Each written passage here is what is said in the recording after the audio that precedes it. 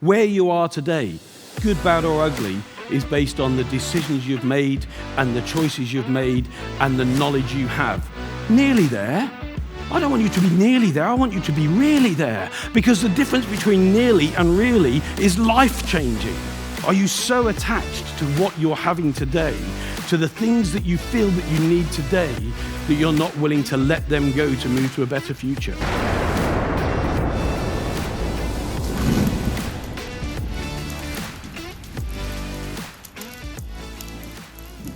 For me, every day is a school day, and that didn't really start till I left school because I didn't do so well at school. But I sit there writing notes when I hear these speakers, and when Niall was sharing his story, I was making mental notes as well, because everything that I do and everything that I have is based on continuous learning. It's based on moving forward every single day, learning new stuff, because where you are today, good, bad or ugly, is based on the decisions you've made and the choices you've made and the knowledge you have.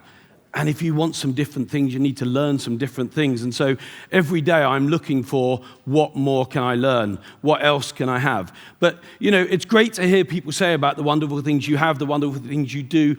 And I am blessed to have an amazing life today. But it wasn't always that way. When I was 4, my dad left. But he didn't just left, he sold everything. We were homeless, and my mum had a choice with 3 other kids at the time. What was she going to do? She was told to put us into care, and she was told to put us into care because on her own, and she was a young mother, she wouldn't be able to look after us. They clearly didn't know my mother. And so they said, the only place we've got is a little bungalow in a hospice. So we were there with people literally dying. But do you know what? We brought light and energy to their last days because we were just kids. We played anyway. And we were there for 4 months before we spent 4 years living in a caravan. Now, I talk about education. I was awarded an honorary doctorate for education because of my passion for it. But the school I went to was once called a demonized depository for social waste. And that hit the headlines. We knew, as local kids, that we were social waste. Now, I got to meet the eminent Cambridge psychologist that made that statement and wrote that report when I was awarded an honorary doctorate. And I told her, never, ever, ever give people labels. Some people will own those labels.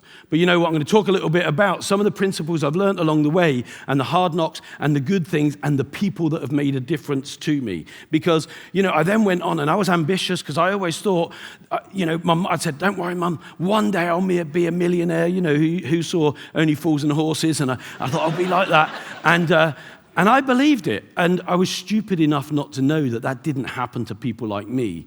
And I just went on anyway. By the age of 25, I had 3 businesses. I had a wonderful house and everything, but I didn't understand the importance of cash. And very quickly, we went bust. It was added to because I just talked my amazing wife, been together 35 years, into giving up a really good job. And then when the cash started to go, it spiraled down. We became homeless again. And a good friend said to me, don't worry, Mike, come and live with me and Nikki, and you can work in my business for 1 month, he said. And then after that month, I love you, but I don't love you that much. You're going to have to put that down as rent on somewhere. You can keep working. So for 2 years, we delivered pizzas on the back of mopeds. And it was a real leveler. And I started to think, well, maybe people like me just aren't supposed to be successful. Maybe it's for the kids who go to the good schools, the kids who have got richer parents. But I because it was pizza business, it was 12 midday through to the evening. And I went to the library one day, and I saw books by people like Richard Branson, and they failed, and they failed, and they failed. And I understood that failure was actually not the opposite of success. It seemed to be one of the key ingredients to success. And so even though we'd lost the home, I'd gone bankrupt, I decided to start again. Now, it's a long journey, but it is different now. And I have a very varied life. I do so many things, but every day is a full day, and I love everything I do. And that's really important. If you're doing things that you don't like, either get someone else to do those things or stop doing them. Because I truly believe if you don't love what you do, you will not be the best at what you do. And if you can't be the best at what you do, every day becomes tough. I'd rather fail at doing something I loved than be successful at doing something I hated. Because if you fail at doing something you love, all of your life, at least you die spending every day doing something that you loved. And so I feel blessed to do all the things that I do. And part of that is about change. A huge part about that is change. I'm also a behavioral profiler, and I understand that change is one of the biggest things that people don't want. They do everything to resist change. And I want to share a few things. We see this little donkey tied to that plastic chair. It could easily walk away. If you go to the circus, you'll see elephants tied to a tiny piece of string and a 6-inch stake just pushed into the ground. Why don't they move? Why do they not realize they can move? Well, do you know what? When they were a tiny baby, it wasn't a 6-inch stake. It was a 2-meter stake or 2-foot stake driven in, and it was a big chain. And they pulled, and they pulled, and they pulled, and they tried to get away. And however hard they pulled, they couldn't move.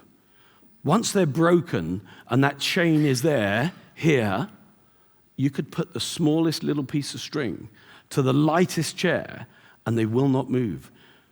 Is it a reality that they are tied to where they are, that you are tied to where you are, or is it all in your head? Your belief of where you are, what you can achieve, is all in your head. And the monkey there reminds me of Amazonian Indians. The way that they feed off the monkeys often, the way they catch them is they get a terracotta pot, they make it attractive, they put food in there, and they make the opening just big enough for an adult monkey to get its hand in. They don't want to get the baby monkeys, they want them to grow. So a baby monkey would be able to pull its hand out. But if they've put nuts in there, what happens is the adult monkey will put its hand in, it'll grab the nuts. Well, when it's made a fist, it can't pull its hand out. And they literally walk up, pull them out, and they've captured that monkey. And you think, well, as they were going towards it, why didn't the monkey let go? The monkey is so scared of losing today's food, it doesn't want to give up what it needs today, that it will stay there, and it will literally give up its life rather than give up what it's getting today. Are you so attached to what you're having today, to the things that you feel that you need today, that you're not willing to let them go to move to a better future? Literally, your grip on the past, your grip on today, is probably the biggest enemy to where you can be and should be tomorrow. And the reason I'm presetting some of these behaviorally is to put into your head some of the reasons that you are not who you think you are. And then we're going to go into some business principles. And you can Google some of these things on the internet. There's videos of it. This is flea training. They can take fleas that can jump 6 foot, 8 foot. Hope you're not too close to someone you don't know. But they can take fleas and they put them in a jar. They leave them there for 3 days. And the fleas jump up, jump up, jump up, jump up, jump up, hit the top, hit the top, hit the top, hit the top. Within 3 days, they stop jumping any higher than just below the top. Because they learn if they go any higher, they're going to hurt themselves. They're going to hit this barrier, if you like. After 3 days, they can take the lid off. And do you know what? The fleas jump, but they never jump out. And when they breed those fleas, what they find is that the offspring of those fleas only jump that high as well.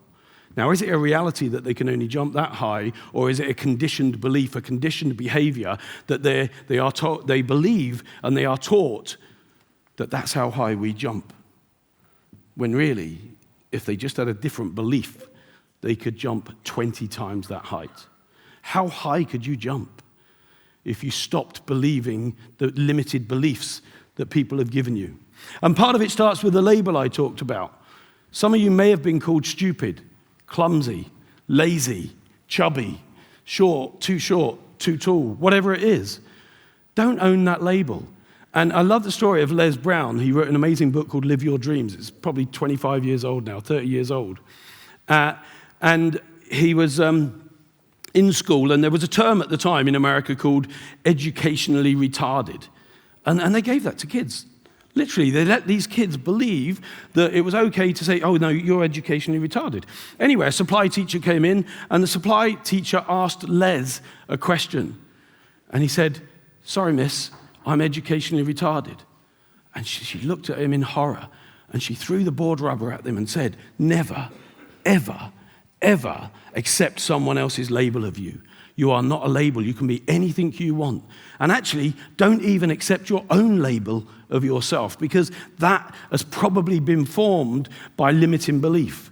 You are not a label. Disable any label that you currently attach to yourself and start towards a dream by learning, by developing, by looking for the people that can help you. And when Mandy was talking about the one person who helped her in the crew, and then how the whole crew helped her, when you can get a crew of people when you can get a team that's backing you, you can do anything that you probably either couldn't do on your own or you believed you couldn't do on your own. As I was putting this together and I was thinking about Les Brown and the labeling, Les Brown, one of the other things he said that's always stuck with me is, Stephen Covey said, start with the end in mind. It was one of his 7 principles in 7 habits of highly successful people. And Les Brown said, you should start with the end in mind, but the end he talked about was literally on your deathbed. And he said, what would be a good death? And it's a bit negative to be thinking about this, but he said, a good death would be lying in your deathbed and you're surrounded by all the people you love, the people that are important to you, and you can tell them you love them. And they can tell you that they love you too. That's a good death. But Les Brown said, imagine the opposite of that.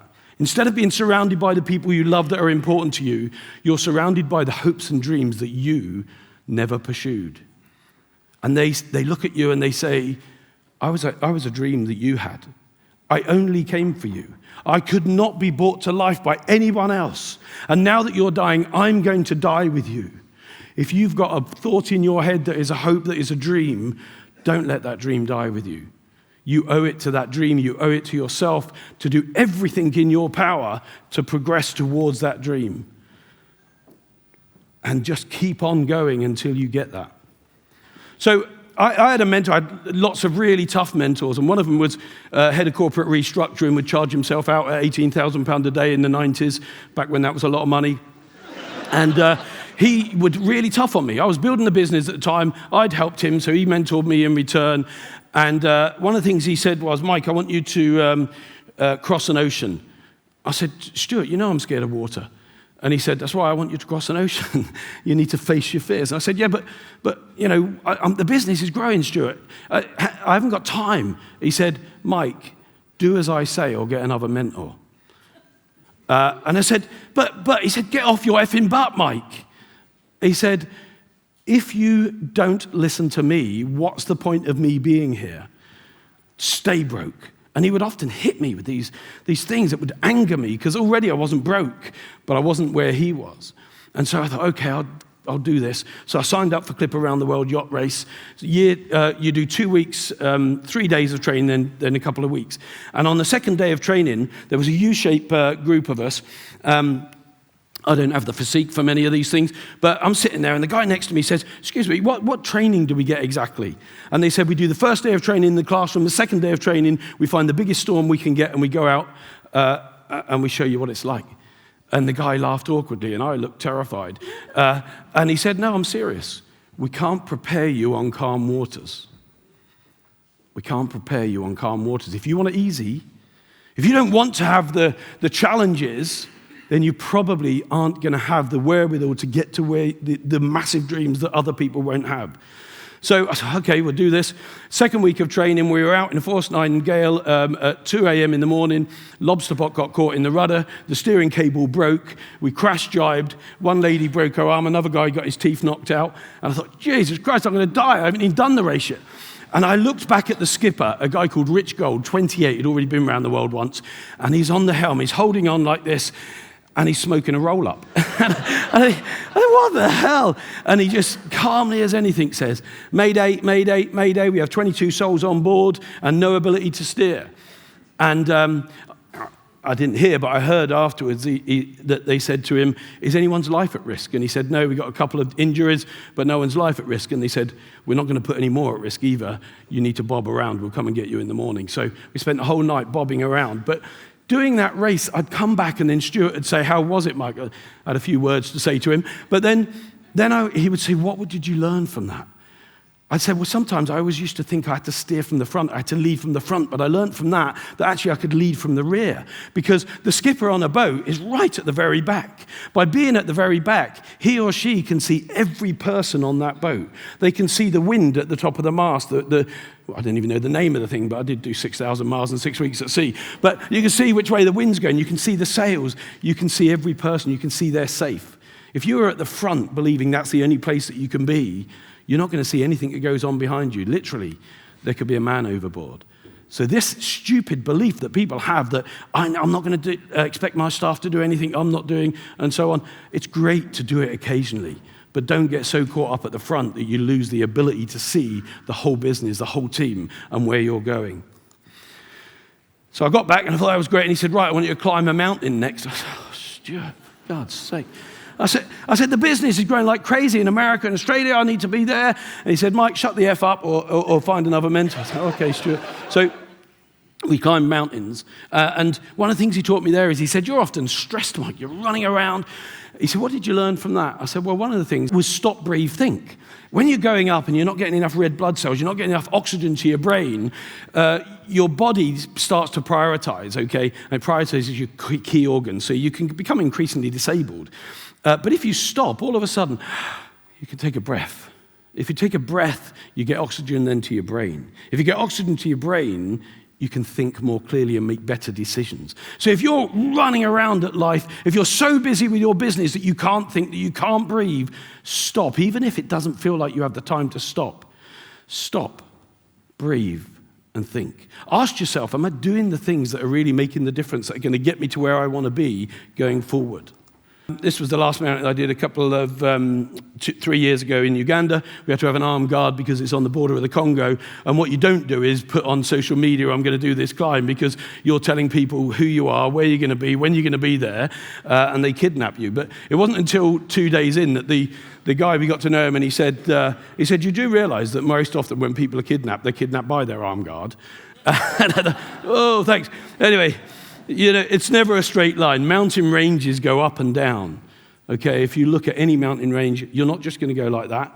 But even if it did go like that, you have to climb high, sleep low, climb high, sleep low. You always go a bit higher to fool your body into producing more red blood cells, to give you more oxygen, to think more clearly, to have the ability to go forward faster and better.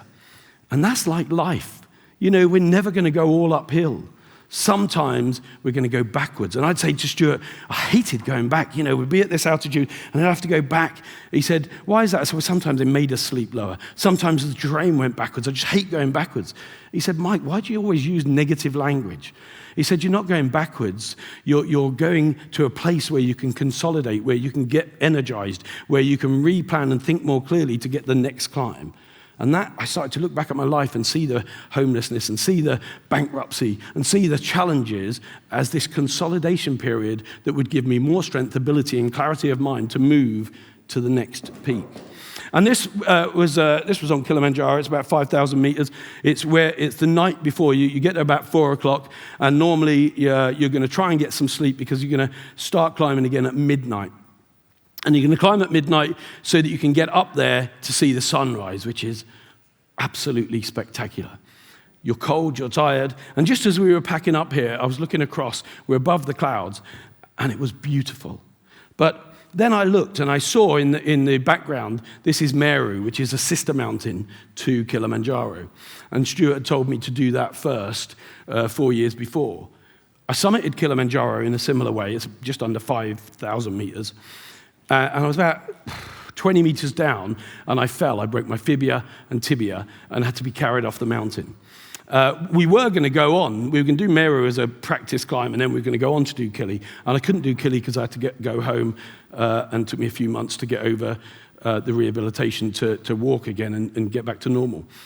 But I never failed to do Kili on that climb. And the language that Stuart had taught me was all about that. He said, Mike, you've only failed when you stop.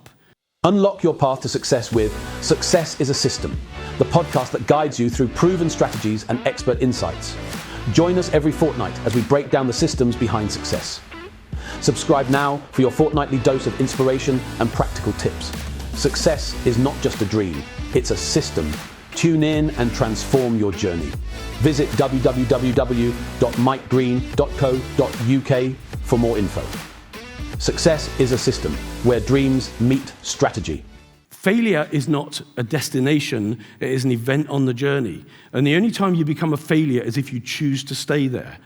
If you're going through hell, keep the hell going. Don't stop in that failure. And so I was always going to go back and do Kilimanjaro at a later point. Now, I looked back and I just knew, yep, we're going to do it. Tomorrow morning, I'm hitting that summit. But this time, as a reward for a couple of my team, I took 4 of my team members with me as a reward. I'm not sure they saw it as a reward. And in this particular photo, we've got Katie and Andy here. They literally can't breathe. And they're only about, in altitude, 100 meters from the summit of Kilimanjaro. And they say, oh, Mike, we just can't make it. You know, we're nearly there. And so, because it's quite flat on the top, so we're sort of done it. I said, are you fucking kidding? Nearly there?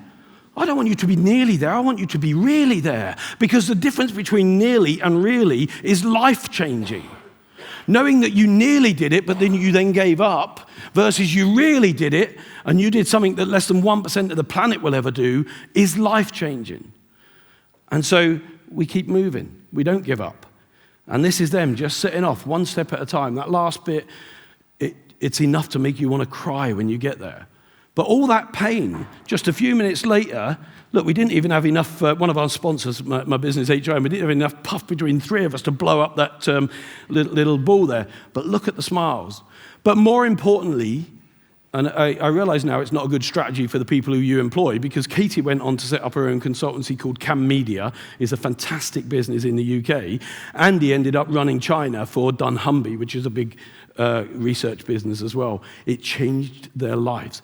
When you achieve something that you don't think you can achieve, that people say you can't achieve, that every logical part of you and society says you shouldn't achieve or shouldn't try, it's stupid, it changes you in a way that you would never believe. The mind, unlike an elastic band, when stretched, can never regain its original dimensions. Once you know this, you will never be the same again. So then Stuart told me to go to Hawaii and walk 50 foot on burning coals and to climb this pole and jump, because he said, climbing the pole. I said, what's that for? It's 8 inches on the top and quite a big place. Climbing up is easy enough, but when you get there, you've got to kind of pull yourself up on top. And every step is about leaving behind a limiting belief. You know, I was too poor. I was too stupid. I was too short. I was too fat. All of these things, every step. What's a limiting belief that could hold me back? And then you jump for the trapeze, leaving all those limiting beliefs behind towards a new future. What are the limiting beliefs that are holding you back? What would be the new future that you would jump to? So that's all about the psychology. And, you know, all of that is just a decision away. It's letting go of those limiting beliefs. But then to build a business, we have to build that with people. There is no billion-pound business that has no employees. You need people. And you need a team. And you need the team that will support you, that will be there for you, that will overcome your challenges, your weaknesses, and so on. And so what I want to share with you is some of that. Winning teams, and we spend a lot of time, and I've been speaking to Richie about doing some stuff on it in the coming 12 months. Winning teams only have the best players. Everyone has a shot at it, but we've got to make a choice for the best players. How many people in the room employ people? Okay. So let's say you have 10 employees. If I said to you today, if you don't dismiss one of them before the end of the day, your business is going to go bankrupt. In the time it took me to say that, you know which one that is. Is that fair? Okay? If you know it that quickly, why the hell are you employing them? I mean, seriously.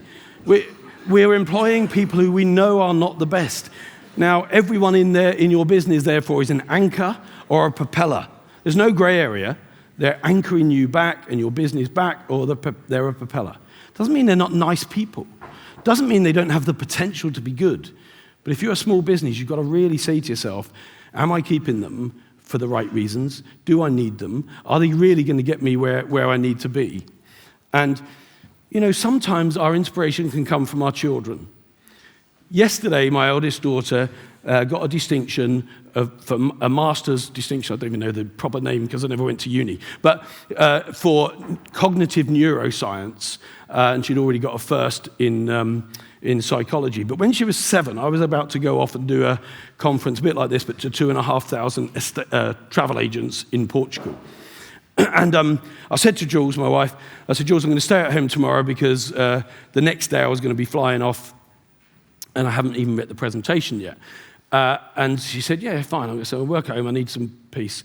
And literally, we got 2 kids by then, Amelia as well, and Rosie suddenly isn't well. And Jules says, Mike, I'm taking Amelia to school.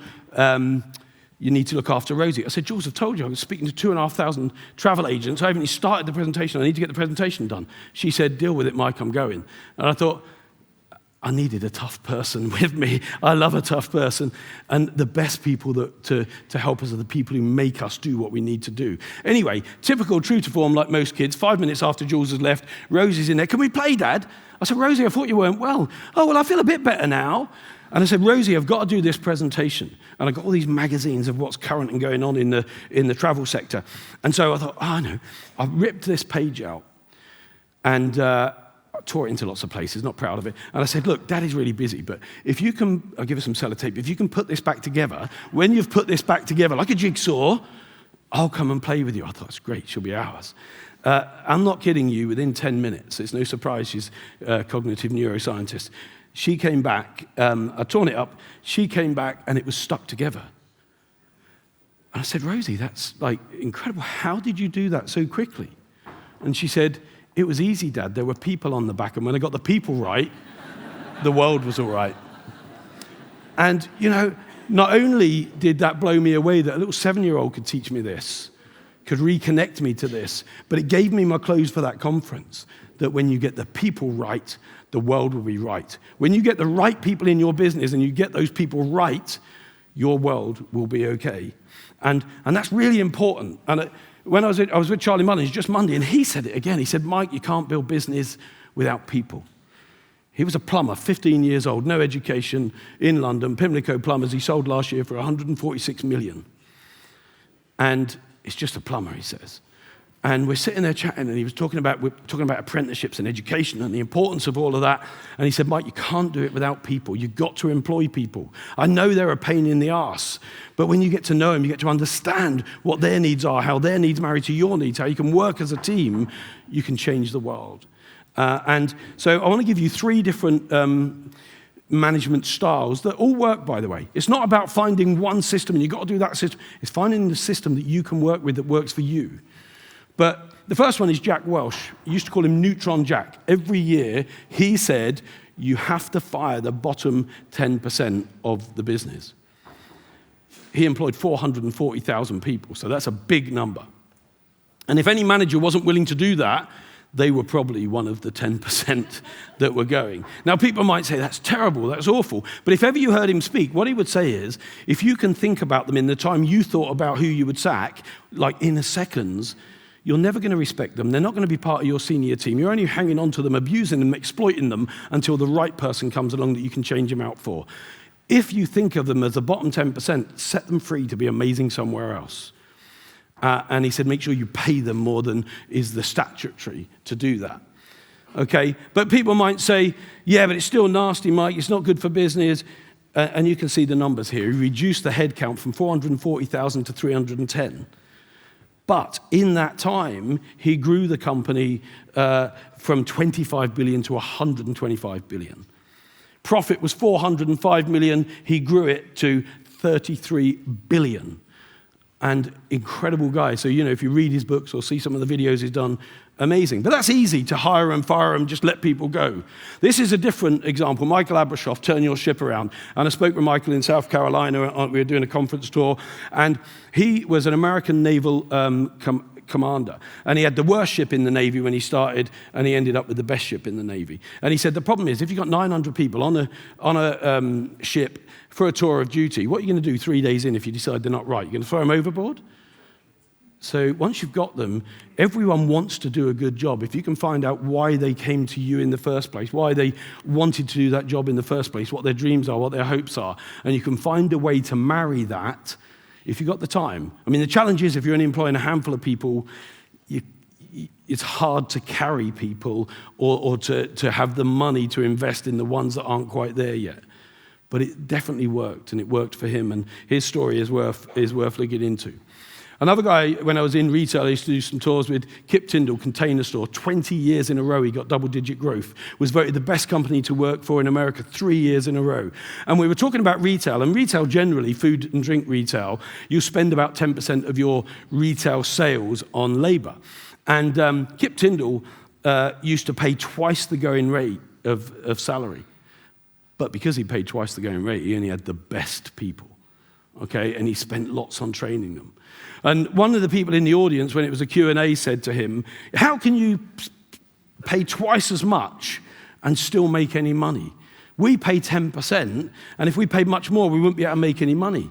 And he said, you're getting it all wrong. I still only pay 10%.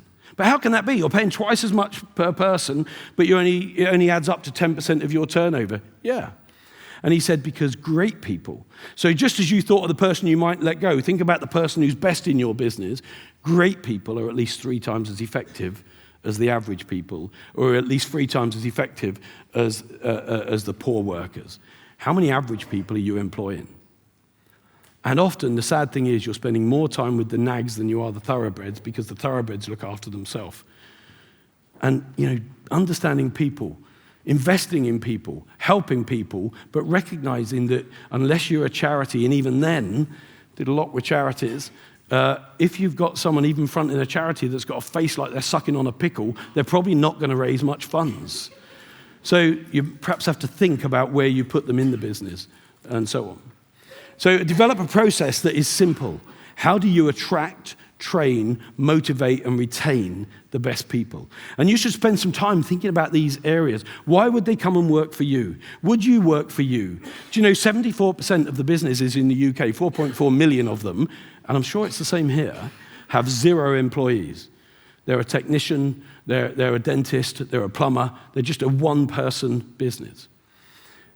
And part of that is because they're scared to employ people. And so in effect, they're self-employed, but they're the worst employer they'll ever have. They make themselves work 70 or 80 hours. They make themselves answer the calls every day of the week. They've got stress. They don't get sick pay. They don't get holiday pay, because if they're not working, they're not earning. Why would someone else come and work for you if that's the kind of environment you've created? So how are you going to attract those people? How are you going to motivate them?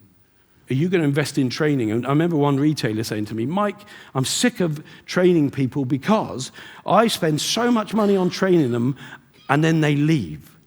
I said, what if you don't spend any money on training them and they stay? Your business will be as good as the people in that. But also, then we move on to who you spend time with. It's lonely at the top sometimes. We can't tell the team that we're struggling, that we don't know how we're going to pay next month's payroll. We don't want to go home to our family and tell them that we're struggling and we're not sure how the business is going to go because we want to overburden them. So it's a really lonely business sometimes. So you need to surround yourself with a pack of people. And you are, and Jim Rohn said this, and I believe it's absolutely as true today as it's ever been, the average of the 5 people you spend most time with. The average income, the average health, the average wealth, the average happiness. You're the average of the 5 people. If you're mixing with drug addicts, there's a good chance if you're the 5th one, you'll become the 5th drug addict. If you're mixing with millionaires, there's a good chance that you might be the 5th or 6th one. Look at who you spend time with. Now, this was a really hard decision for me. One of my brothers used to tour with a prodigy. He was a street fighter. My sister didn't know that she had bipolar, and she stabbed a guy, got 9 years in prison. And so violence was a place to go to for my family. I don't know why, but when I was at school, I just thought the head was better than the fists. Maybe because my stepdad saw me as a bit of a punch bag, and that was good for him, but it didn't work for me. So I didn't want to be that. I wanted to kind of work with how I could improve myself, what I could do mentally, verbally, rather than physically. But I knew that if I spent too much time around my family when I was building my business, I could never build my business. But you know what? So I didn't totally disassociate, but I reduced the amount of time I was in that environment. I controlled the environment as much as I could. But it meant I could go back and help them all out in different ways as I became more successful and more able to do that. The 5 people you spend most time with, your pack, your tribe, your friends, will be your average life. Conscious of time, so I'm going to whiz through some of this. You've got to pitch your business. If we meet later in there and I say to you, pitch me your business in 30 seconds, what would you say to me? Most people, oh no, can we have an hour to sit down? I'd love to meet with you for an hour. This is Rosie Jolly. I was speaking in New York at the Waldorf Astoria. The Grand Ballroom is on the 5th floor. I'd said to NISA, who asked me to speak, I can literally fly in the night before. I'm going to have to leave by lunchtime, so can I be on in the morning? And they said, yeah, that's fine, Mike. And literally, I finished, I got off stage, grabbed my bag, and as I was walking to the door, this lady came up to me and said, Mike, can I walk you to the elevator and show you where the taxis are? Now, I thought it's great because it's a big hotel, and it's on the 5th floor. And as the elevator shut on the 5th floor, she said, "My name's Rosie Jolly. I work for a company called Propercorn. Cassie and Ryan have set this up, and they believe it's the best popcorn company in the world. They're so dedicated to the quality that they used, when they first set up and tried it, they used a cement mixer and a car paint sprayer to spray the finest flavorings on it. And we think that it's the best popcorn in the world. If you think the same and would want to work with us to help us get into retail, we'd really appreciate your help. Here's a couple of flavors. Enjoy your flight back and give us a call if you can help." Bing, the door's open. That's an elevator pitch. Okay? And what would be your pitch? You've got to be able to get it out in 30 seconds. Exactly what do you do? Why is it better than what other people do? And why should they want to work with you and leave who they're currently using? Part of it, and part of the reason most people fail, is they haven't got a map, they haven't got a plan, they haven't set goals, they don't know what they want to be or where they want to be. And often they'll say, "I just want to be successful. I want to make £1 million, or I want to run a marathon." But they don't get specific. "I want to run a marathon this year. I want £1 million profit by November." And what I talk about is you've got to be really specific. It's like a sat-nav. If I want to go north in England, that could be Newcastle, that could be Dundee, that could be Aberdeen. But if I just say north, I could go 1 mile north and I'm successful. If I say Scotland, it's a big country. If I say Edinburgh, it's still a big city. But if I can get EH129AB and put it into a postcode, within seconds, that route is worked out for me. And if we hit a roadblock, we can work a route around that. And even when people do get a map, their problem isn't that they don't know what the map is, it's that they get diverted. If the sat-nav said turn right at the next junction, and you turned left, you'd get in the wrong place. But in business, we're doing this, this is what's important to get to where we need to go. Oh, property's a good investment. Oh, Bitcoin, I've heard. Get a map, be specific, set a goal. My speciality is one-page strategic mapping. What's your current state? Where are you today? What's your future state? Where do you want to be? What are the areas we need to work on to get there? And what are the actions that are key in each area? 1 page, 3 years. I've helped people go from nothing to £20 million in 3 years by following that kind of mapping. But it comes from me having a mentor who was tough with me. And sometimes people say, "Why do I need a mentor?" Let's think David Beckham. When he was Sunday League, he was a good player already, but he had a manager, a mentor, a coach. He then moved on to a different league. He left those behind. Were they bad? No, they were brilliant. They got him exactly where he needed to be. But then when he moved up, he needed a different manager, mentor, coach. And today, he will still have mentors, coaches, and managers for his business interests and his life. The best people in the world at what they do, whether they're presidents or first-class people or Olympians, will have mentors, coaches, and managers. And if you've not got someone who can see what you're not seeing, who can give you the encouragement, maybe even bully you a little bit, you're probably not moving forward at the pace that you could or should. Have you even got a plan? And people say, "Yeah, it's in my head." I say, "Okay, that's good. What if your sugar levels drop? It's not in your head anymore. What if your sugar levels go through the roof? It's not in your head anymore. What if you get drunk? What if someone cuts you up on the way to work? You forget all of that." Get it written down. Set a date.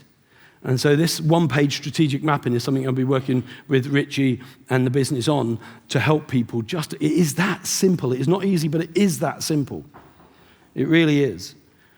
And I just want to end with a few points that really you should ask yourself, what's stopping you? And if you think that you're come from a bad background, find a new tribe. Mix with different people. If you think that you didn't have the right education, let me tell you, 80% of billionaires never went to university. If you didn't learn what you needed to learn when you were at school, then your real schooling starts when you leave school. And every single day, what are you going to do differently? What do you need to learn? If you really can't grasp it, who can you employ that can do it? People from my background, where I live, can't achieve that. Well, move. You are not a tree. You don't have roots. You have legs. Get up and walk and go somewhere else. If you believe that you were bullied by your stepfather, then show him the best revenge is success. If you were told that you were too short, too fat, too stupid, then change those things. You can't change the height, but you can become much bigger, much stronger, just because of what your aura, your belief, your success achieves. I will tell you now, you are perfectly imperfect just as you are. You can achieve anything you want to achieve, but you've got to set a goal, make a plan, and get out and do the work necessary to deliver that plan. I wish you outstanding success. Thank you very much.